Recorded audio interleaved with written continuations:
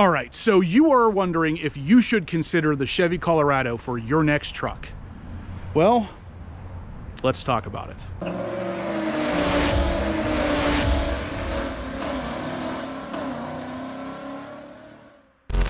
All right, guys, welcome back to the channel, welcome back to the vlog, and welcome back to another video on the ZR2. What we're going to do today is kind of my 8-month review, as well as a little bit of a buyer's guide as to whether or not you should consider the Chevy Colorado for your everyday truck. So we're going to start off with a couple of the most important pieces of information. This is a 2021 Chevy Colorado ZR2 Midnight Edition. This particular truck has all of the options checked, so I got the performance exhaust, the Bose stereo system, the bed lighting, all of that good stuff, and I absolutely love the truck. I will be honest with you guys, it is one of the best trucks I've ever driven, and it is extremely easy to drive. So what we're going to do today is kind of break it down, because I used to own a 2018 Colorado Z71, so I'm very familiar with the Colorados at this point, specifically the differences between the Z71 and the ZR2. Now, why I went with the ZR2 was because there was a couple options missing from the Z71 that I really wanted, and the ZR2 had all of them. So we'll start with the big differences between the Z71 and the ZR2, and that is going to be the front and rear lockers. So on the Z71, you do have a locking rear differential, but it does not lock the front differential like this truck does. So in an off-road situation, this thing will get you out of some tough situations, and it just looks absolutely fantastic and menacing while it's doing it. Now in this situation, this is the 2021, so it did get a refresh in the front end here, and I absolutely love the way it looks on black. Because any other color, I'm not really a giant fan of how blacked out all of this is, but because the truck is also black, it just blends in really nicely and it looks really menacing. Those of you familiar with my channel, you'll know that the Z71 I used to have was a red truck, and I went with a black one this time around because of that front end, and I just really thought that the Midnight Edition on the truck looked really cool. And of course, if you've been following my channel at all, you'll know that I went even a step further and just started blacking out everything because it looks really menacing, like I said. So anyway, this is really going to be one of those videos where you guys are wondering, should you consider the Colorado, because it is a mid-size pickup? What does that mean for you? Well, it means a couple things. If you want to tow, and tow a lot, this might not be the truck for you. So even in the Z71 form, it can only tow up to 7,700 pounds if you get the diesel Z71. If you get the ZR2, you're cutting that down to 5,000 pounds. So basically this truck will comfortably tow a couple ATVs and maybe a small car. But if you want to do anything more serious than that, a mid-size might not be your best bet. Now, if you want to do some serious off-roading and not bring home a scratched up, beat up truck, this might be your best bet, because this truck is absolutely awesome off-road. I've had this thing off-road a couple different times, and the trails that you're able to get this thing on, because of how much skinnier it is than a full-size truck, it's just an absolute blast. And every single time I take it off-road, I am absolutely blown away by the amount of presence this thing has when you put it in some mud.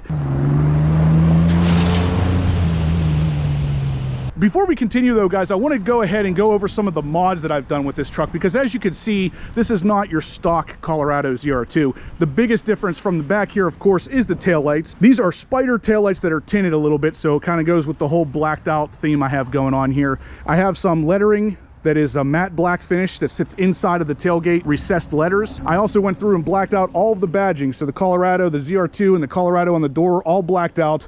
I got some custom matte black with a red 2 ZR2 bedside stickers.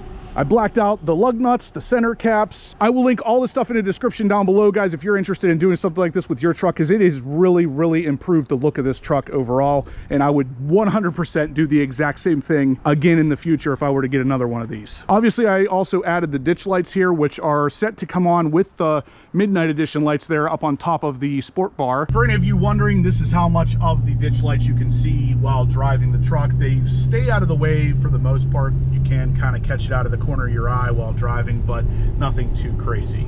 And I also added the WeatherTech in-channel window visors, which really just, they help give it like a kind of a little bit of a bigger look when standing at around this angle here. Stuff you can't see is the headlights. I've added LEDs to the low beam and high beam. I also did LED switchback lights for the turn signals, tinted the windows, put the cold air induction's cold air intake on, and I think that's about it. Now, like I said there in the beginning, guys, I've owned this truck for about 8 months. I traded my Z71 in on the 2021 Colorado while it was brand new, and I got such a great price for the Z71 when I was trading it in. I thought I might as well go all out and get exactly what I want. I have very, very much much so enjoyed the last 8 months with this truck, and I'm looking forward to seeing how this thing does in the snow, because I've seen how it does in some deep mud, and if it's anything like that, this thing is just going to tear up some snow and just do it in fashion. Now, like I said, in my 8 months of ownership, I haven't put that many miles on it because a lot of the driving I've been doing with this truck has been off-road, so there's not a lot of miles to conquer whenever you're going through trails and deep mud and everything, but I have had no issues with the truck. The interior, the plastics, the paint, all of it has been really, really well taken care of. Of course, this particular truck is XPEL'd and ceramic coated, so I didn't expect to have any problems with any of that stuff, but at the same time, I figured I would mention it because if you guys are seriously considering getting a Colorado, it is really a lot better of a truck than some people will have you think. I read a lot of problems online about the transmissions in these having issues with shuddering, and honestly, I've owned the 18 Z71 and now the 21 ZR2, and neither one of them, knock on wood, have had any issues with the 8-speed automatic. But if you do have an issue, you can always take it to the dealership, and from what I understand, they changed out the fluid, and that pretty much fixes the issue. So like I said, guys, I wanted this to be kind of a review video, but also talk a little bit about whether or not this is a truck you should consider for your everyday driver. In my opinion, I would definitely say yes. This is one of the easiest trucks to drive because of its size. You can easily park it, you can easily daily drive it, and you can also easily throw stuff in the bed. Now, the bed is a little bit narrower than a full-size truck, so you can't put full sheets of drywall and stuff like that in there. So if you're using it for construction, maybe get a full size. Like I said, guys, the interior has held up very nicely. Of course, we have the leather with these embroidered ZR2 headrests there. Everything looks really good in here, and this was another part that I really wanted that only the ZR2 offered in the higher trims. The Z71 did not have a full black interior. This part here was a light gray, while this up here was black, and then some other different shades of gray on the dash and on the doors, whereas with the ZR2 it is all black, and the seat is full leather, whereas with the Z71 it had a cloth insert in the middle and no kind of custom embroidering like this. So overall, even though the interior is not necessarily that of a Cadillac, it is definitely nicer than the Z71 in my opinion, and that was one of the reasons I went with the ZR2 over the Z71, the other one being the front and rear locking differential. Now, on top of all that, of course, the ZR2 just looks more off-road capable. They have that cutaway front bumper to really give you some crazy, insane approach angles. The whole truck is about 2 inches higher than the Z71, and it just looks super awesome. I mean, even on the road, those DSSV Multimatic struts really handle themselves in a way that you wouldn't realize you're driving an off-road truck. Now, of course, we can't talk about the daily drivability of the truck without actually driving it, and this is another spot of the truck that I am very impressed with. Like I said, the Z71 really rode nicely, but somehow the ZR2 rides even nicer on road. The DSSV shocks really help soak up just your normal road bumps and stuff like that. It really makes it for a really nice daily driver. And like I said, all the interior being all blacked out with the leather seats, you got heated seats, you got a heated steering wheel. It really is a nice truck to drive even when it's cold outside. You can kind of hear the GM Performance exhaust with the cold air inductions, cold air intake. Kind of makes a little bit more noise than the truck does stock, but it sounds pretty respectable for a V6. At the end of the day, it's not going to sound like a V8 because it isn't one, but it doesn't sound too bad. And as I said, we're driving along here. You don't really hear any rattles or creaks from the interior. Everything stays pretty solid. Even though the majority of this interior is plastic, there really isn't much to speak of as far as bad quality or bad craftsmanship. It is plastic, but everything fits together nicely. It doesn't rattle, it doesn't break. It's all pretty good in here. Now, with any of the Colorados, you get basically the same setup on your interior, minus a slightly smaller screen and no leather wrapping on the steering wheel if you go with one of the lower trims, but you'll still get your 2 cup holders here, a cup holder in each door, and of course those cup holders are pretty small, so some people have complained you can't actually fit an entire cup in there. But I have not ever been in a situation where I find myself needing more than these 2 here, so yeah, it is what it is. Again, with a full-size truck, you are very likely to have more compartments in your doors and more storage area in general. So again, if that's your thing, maybe you should consider a full-size truck over the mid-size Colorado. So we'll just do a little bit of a pull right here just so you can hear that GM Performance intake and exhaust.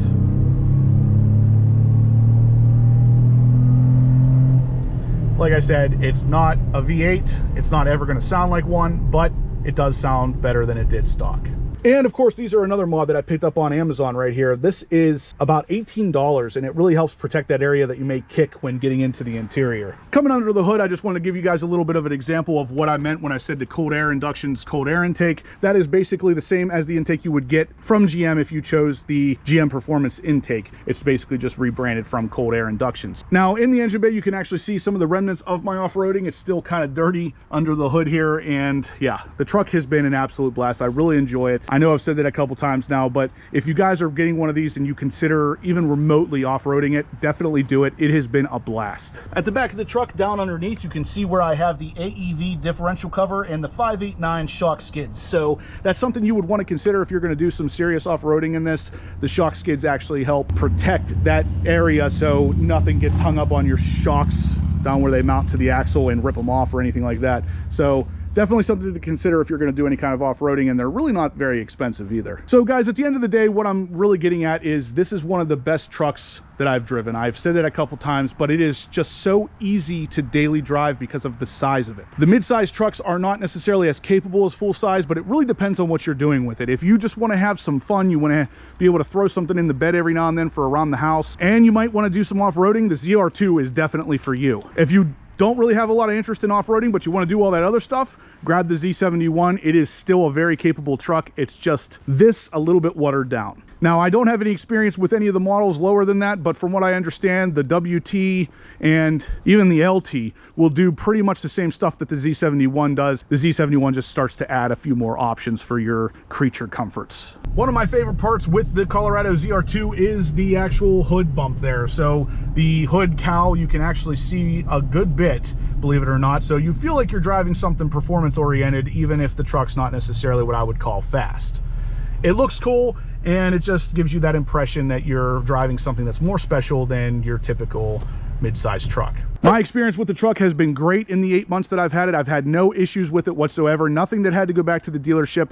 No cracks, rattles, bangs, creaks, anything like that. The truck has been absolutely fantastic.